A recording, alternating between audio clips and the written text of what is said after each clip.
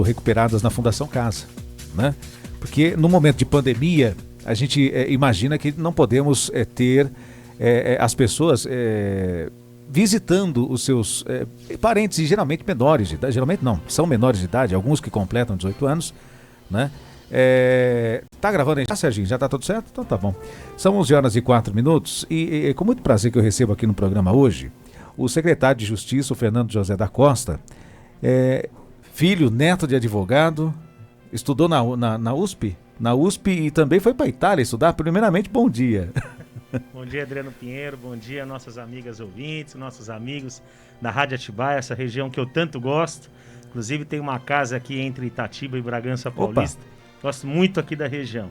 Um prazer estar aqui falando com vocês, principalmente de algumas medidas importantes que a gente vem tomando, medidas socioeducativas com relação aos jovens hoje que recebem essas medidas no estado de São Paulo.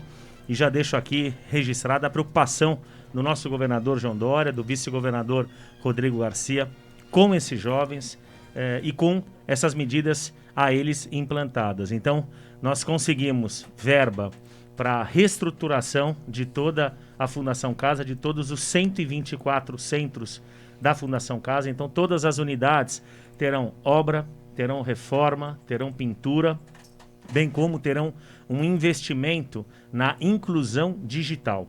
Então nós adquirimos já televisores com internet, com Smart TV, televisores grandes, porque através delas eles conseguem ter melhor aproveitamento das aulas, ter um pouco mais de lazer dessas televisões a cabo, de seriados, conseguem fazer exercícios, bem como nós adquirimos, é a primeira fundação que adquire no país tablet. Opa! Então nós teremos aí, nós já estamos em processo de aquisição, em questão de meses esses tablets chegam, são aproximadamente 3.200 tablets, para que eles tenham de fato acesso à internet, possam realizar jogos, cursos de línguas e etc e tal. O que a gente vê muitas vezes é que as pessoas têm uma visão diferente da Fundação Casa, porque as pessoas ainda têm aquela visão da antiga FEBEM, né, que estão lá para serem punidos, e esse não é o intuito. O intuito é que eles sejam reeducandos, ou seja, que eles sejam reinseridos na sociedade, né? Essa é a grande diferença, né? Porque as pessoas, o nosso Código Penal, ele entende que os menores de 18 anos não têm um amadurecimento suficiente, e é claro que eles erraram, mas eles erraram e devem receber medidas socioeducativas. Sim, sim. Então são atividades multifuncionais. E é muito importante que a gente prepare esses jovens, porque esses jovens, eles retornam à sociedade. E o grande desafio é conseguir fazer que eles retornem melhor do que eles entraram. Então esse é o grande desafio. E a gente vem trabalhando sério para isso. Inclusive, existe um projeto que estamos já em fase de publicação de edital. Até aviso aqui todas as empresas interessadas, que é o pós-medida. O que é o pós-medida? É o que acontece com o jovem quando ele sai da Fundação Casa, que teoricamente não seria mais obrigação do Estado no momento em que ele sai.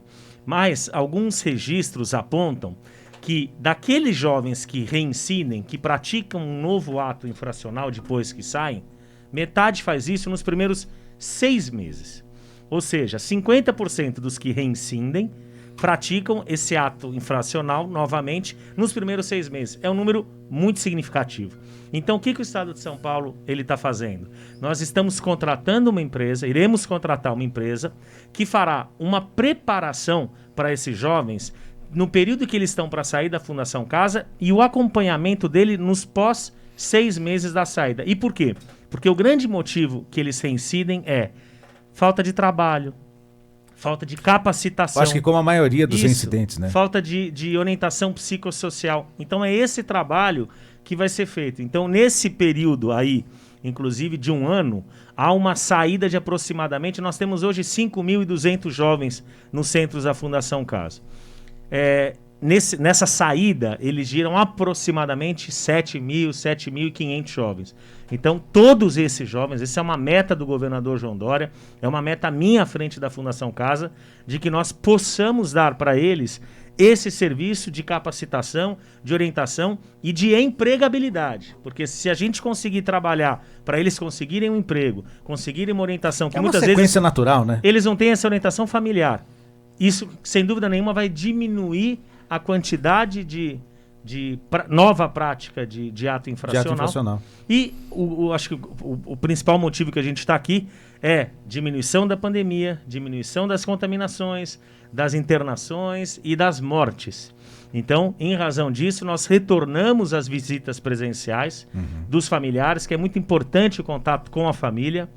Hoje eu visitei 4 centros em Franco da Rocha, visitei o centro aqui em Atibaia, conversei longamente com um rapaz de 13 anos de idade.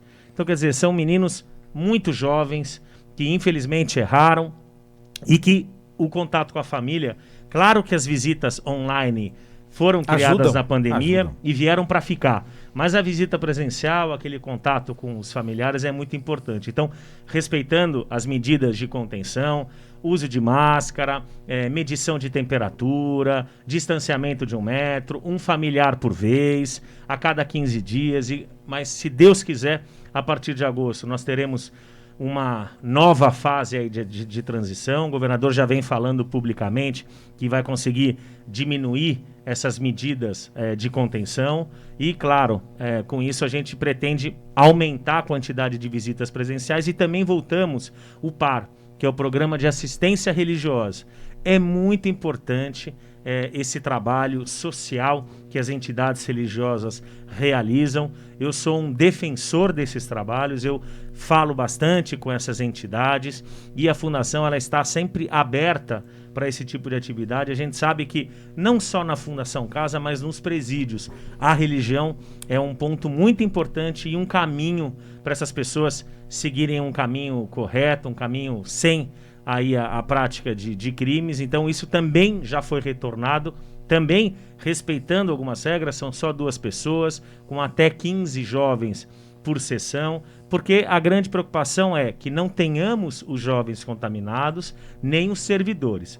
Graças a Deus, nenhum jovem, desde o início da pandemia, faleceu em razão da Covid-19. E nós temos, nesse centro, 5.250 aproximadamente jovens. Um ponto muito importante que eu achei super interessante e até fundamental nessa sua visita, quando eu recebi o release, foi da não necessidade mais da revista íntima, que eu acho que era muito constrangedor para o familiar chegar ali. Muitas vezes o familiar, a mãe, a avó, tem que ter uma revista íntima, acho que constrange muito e até inibe muitas vezes uma avó, por exemplo, de ir numa Fundação Casa. E essa foi uma medida muito importante, né? Adriano, de fato essa é uma medida importante, nós refletimos muito a respeito, porque o ponto principal é a segurança. É a segurança do jovem, é a segurança dos servidores. Então, o grande desafio é não ter as visitas, não permitir que as visitas ingressem com objetos proibidos, que vão de arma, celular, entorpecentes. Então, esse é o grande desafio. Mas hoje a tecnologia está aí para ser utilizada. Então nós temos os aparelhos de scanner e temos os aparelhos de detecção de metal, os aparelhos móveis. Então são mecanismos que a gente consegue inibir esse tipo de ingresso. Então estamos testando, aplicamos esse tipo de atividade, de fiscalização e vamos verificar se vai dar certo. Acredito que dará certo, porque de fato aí você não precisa mais da revista íntima e, sem dúvida nenhuma, ela traz um constrangimento ao familiar, a pessoa que é revistada. Então, em podendo ser evitada, melhor, Adriano. A gente sempre via, né, pelo menos até um tempo atrás, não nesses últimos anos eu não tenho noticiado nada parecido, mas rebeliões em Fundações Casa. Isso mudou de uma hora para outra. Ao que se deve essa mudança? Olha, para ser bem sincero, no passado nós tínhamos a FEBEM. E as rebeliões, elas aconteciam na FEBEM, inclusive a própria FEBEM tinha na época um centro de contenção de crise, de tamanha quantidade de que as FEBEMs resultavam em rebeliões. Houve uma reformulação, tanto na metodologia de aplicação educacional, como na própria estrutura física dos centros. Então, antigamente, nós tínhamos poucos centros com grande quantidade de jovens. Então, nós tínhamos centros com 1.000, com 2.000, com 2.500 pessoas. Então, sem dúvida nenhuma, Adriano, era um barril de pólvora ali dentro. Você não conhecia os jovens, eram todos por número, você não tinha contato direto, os jovens não conheciam os servidores, e isso foi mudado, inclusive foi mudado muito lá atrás pelos outros presidentes. Interromper, era uma cadeia para menor, então, mais ou menos isso, né? Porque eu não consigo dizer uma cadeia em razão do Estatuto da Criança e do Adolescente, que ele diferencia a pena do adulto. Era uma retenção pena... de menores. Uma retenção de menores ao invés de uma socialização de menores.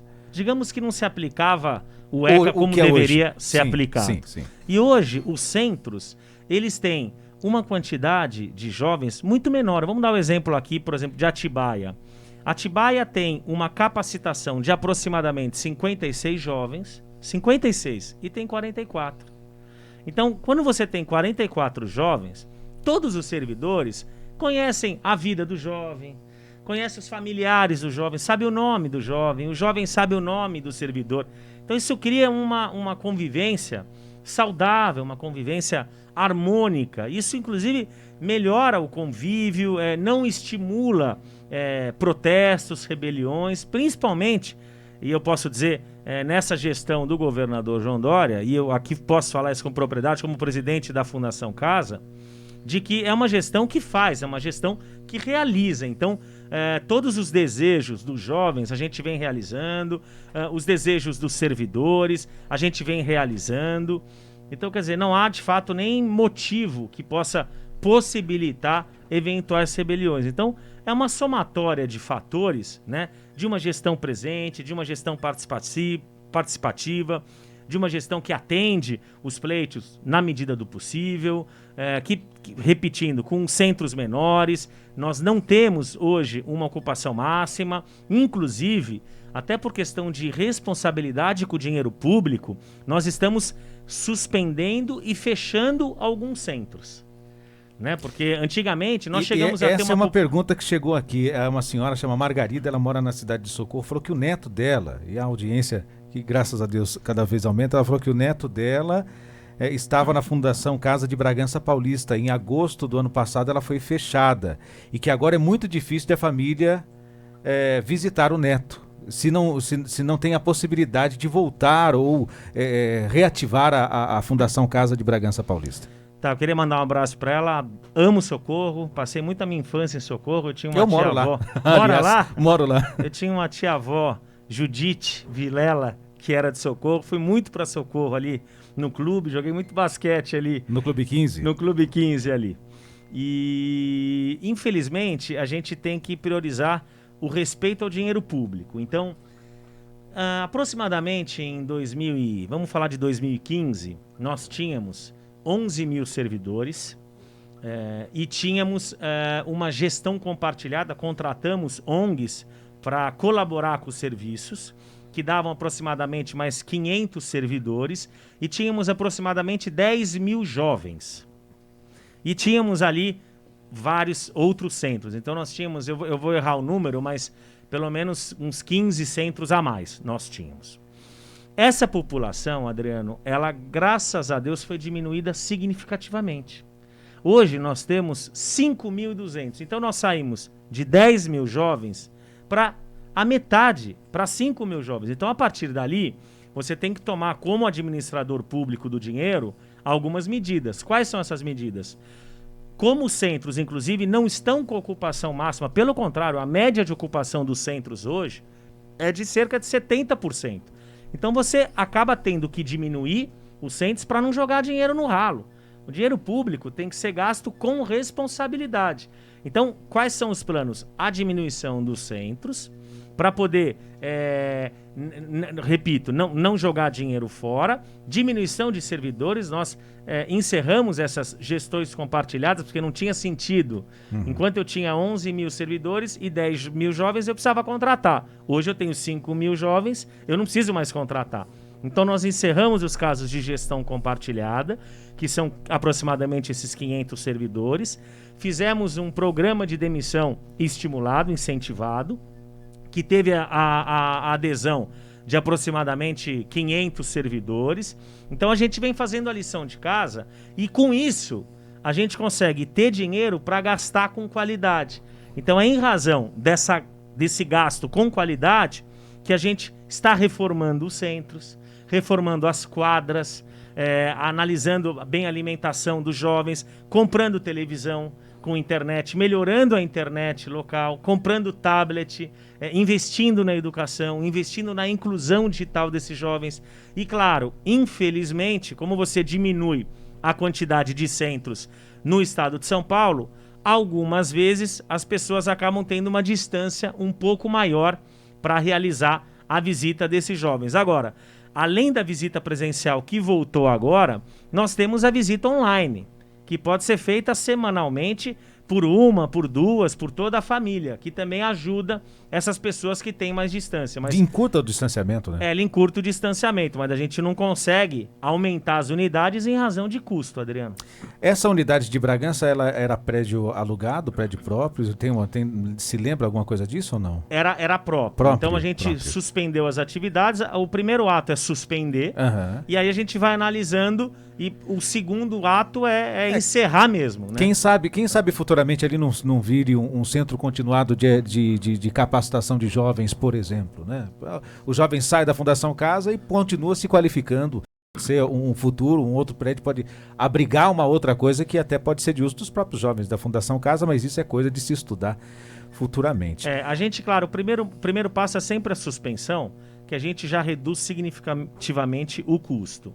E a gente também tem que ter alguns suspensos, porque se eventualmente os jovens aumentarem, você a gente tem como que abrir ter rapidamente os centros para abrir rapidamente. Mas com o passar do tempo, e a gente analisa gráfico, né? Então os gráficos nos últimos 5 anos vêm descendo. Então, a tendência não é de subida. A tendência não é de subida, mas o segundo passo, aí sim, é o encerramento daquele centro e bola para frente. E vamos seguir em frente, porque os jovens precisam, né, cada vez mais de atenção. Eu acho que o futuro do estado de São Paulo, assim como o futuro do Brasil, está nos jovens, né? E todos os jovens, não só os que não fazem nada errado, como os que fazem errado. Porque ainda são jovens e têm que aprender com isso, né? Então, a gente vê que esse trabalho é um trabalho de suma importância socialmente, né? Porque você tira da sociedade um futuro bandido e devolve para ela um cidadão de bem, né, para que ele possa prosseguir a sua vida, criar sua família, colaborar com os pais, começar a trabalhar e por aí vai. E isso acho que é o intuito mais importante, e a preocupação do governo do estado de São Paulo com isso, que eu acho muito importante. Porque a gente vê no Brasil inteiro tendo muitas pessoas que ainda sofrem de fome, né? E esse é um dos principais motivos do jovem ir para a criminalidade. Né? Não ter o que comer em casa, ele vai roubar para poder comer. Isso é o instinto de sobrevivência. E no estado de São Paulo a gente não vê isso. Então já estamos com um pezinho na frente do resto do Brasil, né? Adriano, o nosso governador João Dória, eu ouço isso, a gente conversa todo dia e o expediente, o ritmo de trabalho do governador é algo para ser estudado, né? Ele trabalha de 12 a 14 horas por dia e a gente acompanha esse ritmo.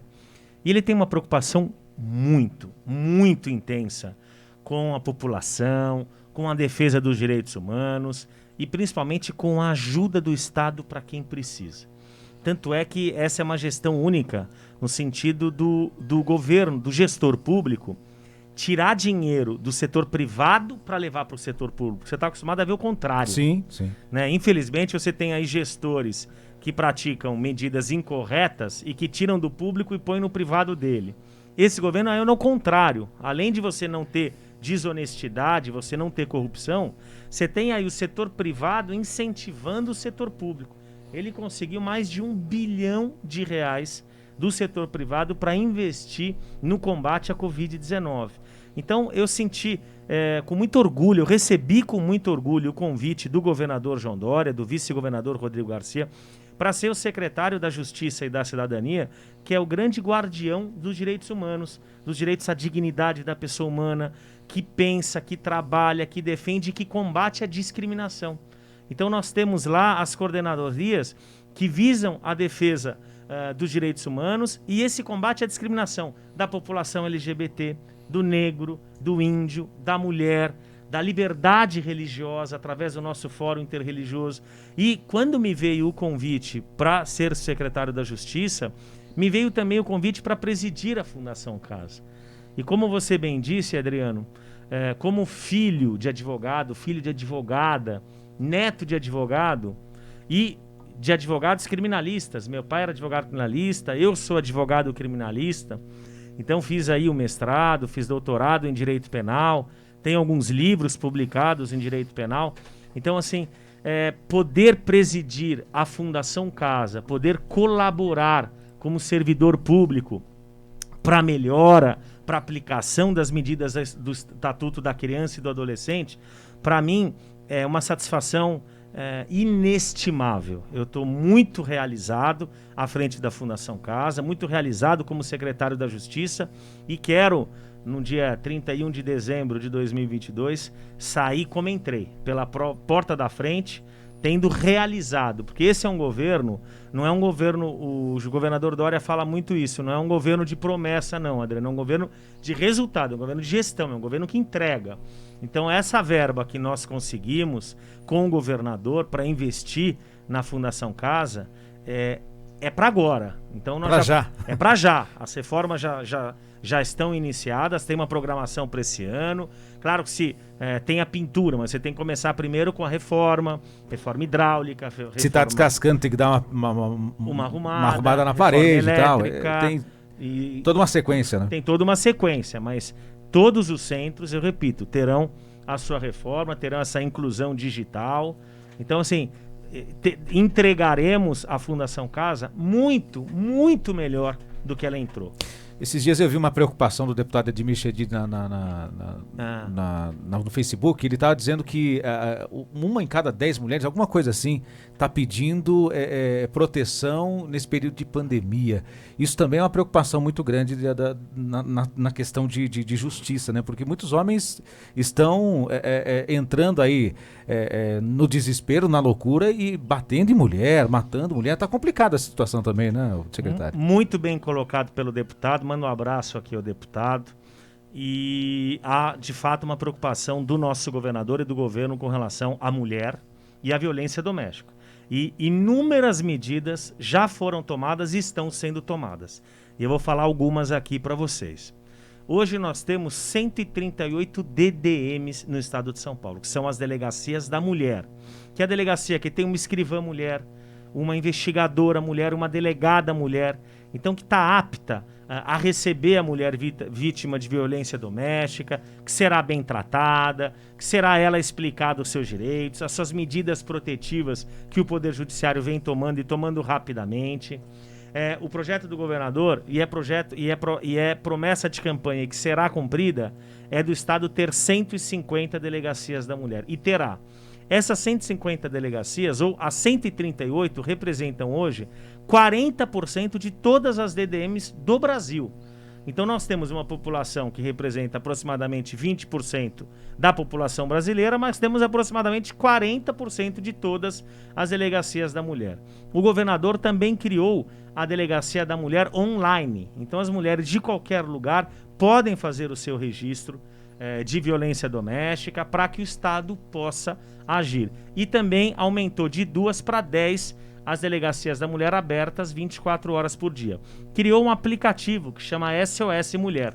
As mulheres que recebem do Poder Judiciário medida protetiva podem instalar um aplicativo no celular gratuito do governo, oferecido pelo governo, de que ela aperta um botão do pânico e imediatamente a polícia é acionada para ir ao seu encontro, ao seu socorro. E o interessante é que não precisa ter crédito nem internet, né, para poder acontecer. Não precisa. Né? Agora, há um grande passo que está sendo tomado e que nós já publicamos agora, no dia 2 de julho, um edital da aquisição de 5.000 tornozeleiras. Inclusive, o governador ele criou um grupo de trabalho com a Secretaria de Segurança, a Secretaria da Justiça, que é coordenadora desse grupo, a Secretaria de Administração Penitenciária e a Secretaria de Governo. Assinamos um termo de convênio com o Tribunal de Justiça e o nosso projeto é, até o final do ano, o projeto prevê novembro, a gente consiga a aquisição de 5.000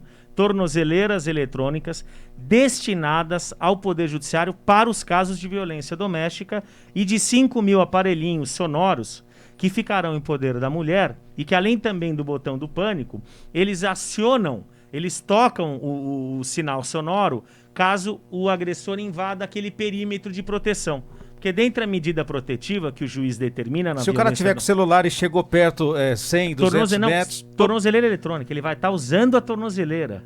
Então, se ele invade aqueles 1.000 metros que ele não pode... já chega automaticamente. Automaticamente, aquele aparelho toca e a polícia é acionada. A polícia vai ao local de segurança onde a mulher se encontra. Provavelmente ela vai chegar antes dele ao local, porque quando ele invade o local, ela já é acionada. E também entra em contato com ele e a tornozeleira toca. Então, de fato, hoje a lei ela protege. A lei determina que ele não pode invadir. Uhum. Mas cá entre nós, se ele quiser invadir, ele vai lá e invade. Se ele quiser praticar feminicídio, ele pratica tudo, né? E já foi. Mas com a utilização da tornozeleira, o Estado de São Paulo passa a ter uma medida muito importante em defesa do combate à mulher. Inclusive, nós também estamos assinando um termo de adesão a um outro programa criado pelo Conselho Nacional de Justiça, criado pela Associação dos Magistrados Brasileiros, com a presença da presidente da associação, doutora Renata, e do presidente do CNJ, o ministro Fux, presidente do Supremo Tribunal Federal. Inclusive, terão um encontro com o governador para assinatura desse termo de adesão do programa que chama Sinal Vermelho, para que o Estado de São Paulo também faça a adesão desse programa, que são mulheres que se encontram em situação de perigo e fazem um X na mão, mostrando a situação de perigo, inclusive... em qualquer local, comércio, farmácia, para que a gente possa padaria. Orientar essas pessoas que trabalham em farmácia, posto de gasolina, comércio, para chamar a polícia, caso veja uma mulher com um sinal vermelho nas suas mãos. Inclusive, no posto de gasolina, anota a placa do cidadão, caso ela vá embora com o cara, já dá ali o sinal, foi com o carro tal, placa tal, e a polícia já vai atrás. Para a gente finalizar e para não segurar muito tempo do secretário também, o que dizer das pessoas que estão furando fila na vacina? Complicado. Existe na ponta um trabalho de vacinação. O Estado de São Paulo foi o primeiro estado, graças ao governador João Dória, o pai da vacina, a vacinar o brasileiro. Foi o primeiro estado que ultrapassou 50% da sua população vacinada. Hoje nós temos mais de 32 milhões de brasileiros no estado de São Paulo vacinados. Enfim, há um trabalho intenso para a vacinação da sua população. Nós, infelizmente, temos aproximadamente 580 mil brasileiros no estado de São Paulo que não tomaram a D2, a segunda dose da vacina. Essa vacina está no posto de vacinação e estamos trabalhando, fazendo campanha. Queria aqui pedir essa rica audiência da Rádio Atibaia para que aqueles familiares que têm pais, avós, que não vacinaram, dá uma olhada no plano de vacinação, no site do governo de São Paulo, verifica lá, porque tem vacina, a vacina da Janssen, ela tem um período, ela é uma vacina única. É dose única. Mas você tem aí a Coronavac, que tem uma nova dose aproximadamente... De 14 a 28 dias. 14 a 28 dias, você tem a AstraZeneca, 3 você tem meses. a Pfizer, 3 meses, então isso gera um pouco de confusão em algumas pessoas, mas pedir para a população ajudar, ou as pessoas dirijam-se ao posto de vacina para verificar o seu momento da segunda dose. É muito importante a completar o ciclo de vacinação, Adriano, é muito importante. Inclusive agora, por causa da variante agora Delta, indiana, né, a Delta, que dizem que é muito mais infecciosa, ou seja, é muito mais transmissível do que a variante que a gente tinha no Brasil predominante. e que nós temos que tomar muito cuidado para quem está com a primeira dose apenas. Ainda tem que continuar de máscara, fazer o uso de máscara, lavar a mão, álcool em gel e etc. Toda a mesma coisa. Toma a segunda dose, continua do mesmo jeito até que a variante dá aquela cedida para a gente poder voltar tudo ao normal, né? É isso mesmo. E, além desse trabalho de vacinação, existe um trabalho importante de respeito à vida. Então, os planos de vacinação, municipal, estadual ou federal, eles respeitam a vida. Então, eles são criados pela ciência para estabelecer que um grupo prioritário de pessoas deve ser vacinado. Quer em razão da sua idade, quer em razão de comorbidade, ou quer em razão da sua atividade profissional e do risco de contaminação que aquela atividade ela exerce. Então, aquele grupo precisa ser vacinado para não ser infectado ou, se infectado, não vir a óbito em maior facilidade que o outro grupo. Então, o plano de vacinação, Adriano, é um respeito à vida das pessoas.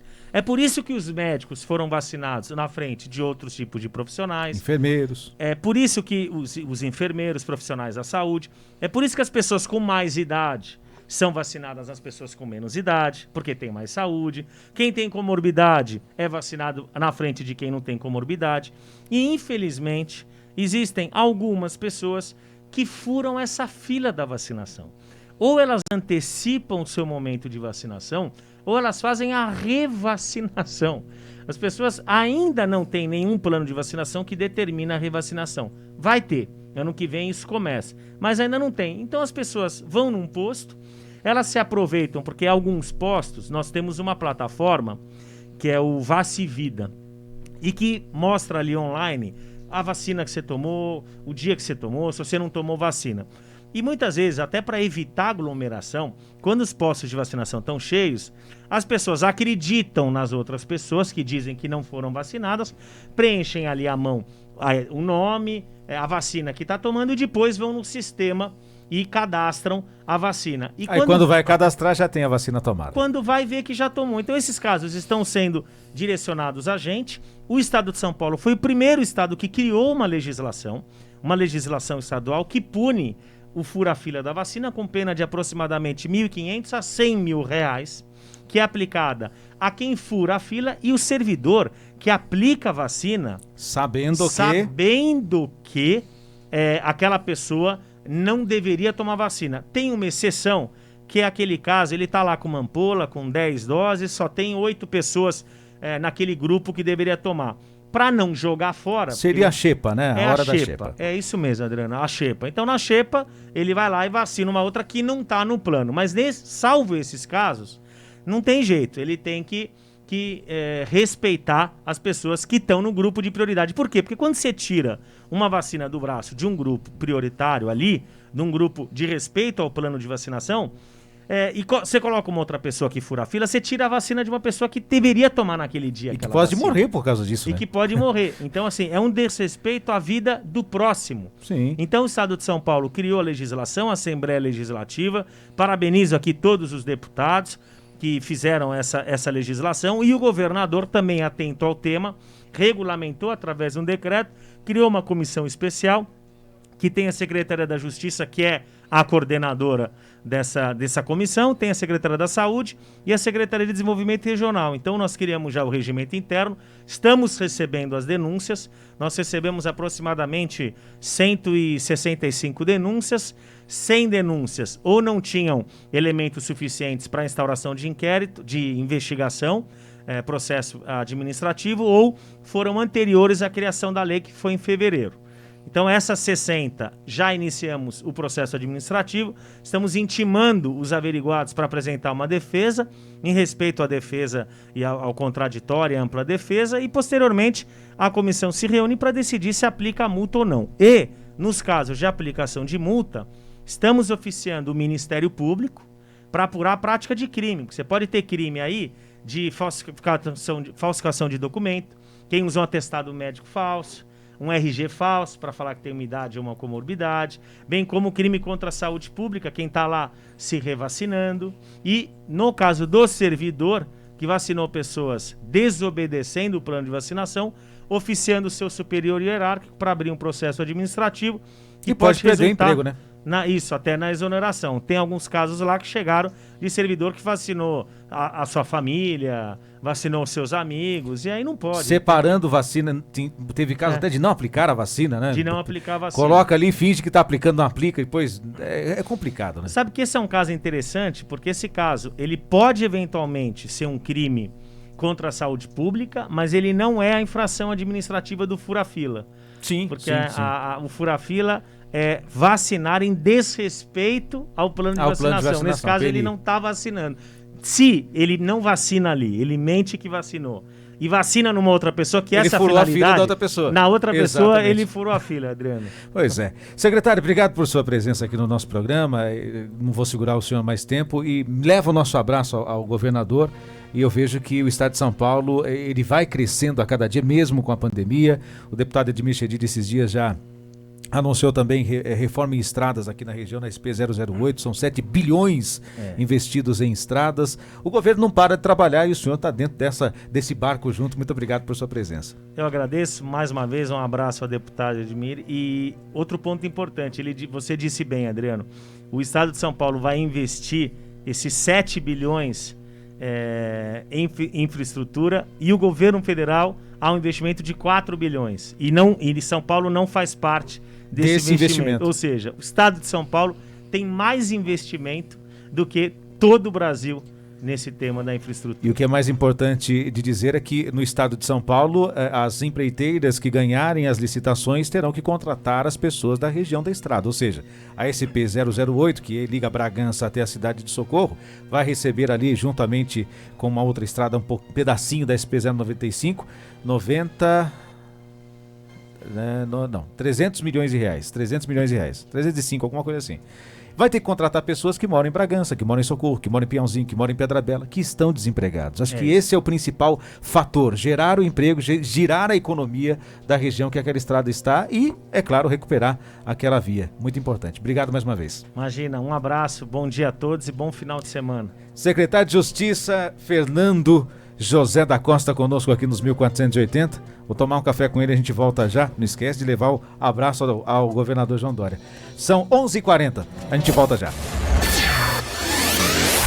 Adriano Pinheiro, a voz emoção do Brasil. Esta é a sua ZYK 551, Rádio Técnica de Atibaia Limitada, operando em 1480 kHz ou pela internet www.radioatibaia.com.br. Rádio Atibaia, o melhor clima está no ar. Você está ouvindo Adriano Pinheiro. É um show.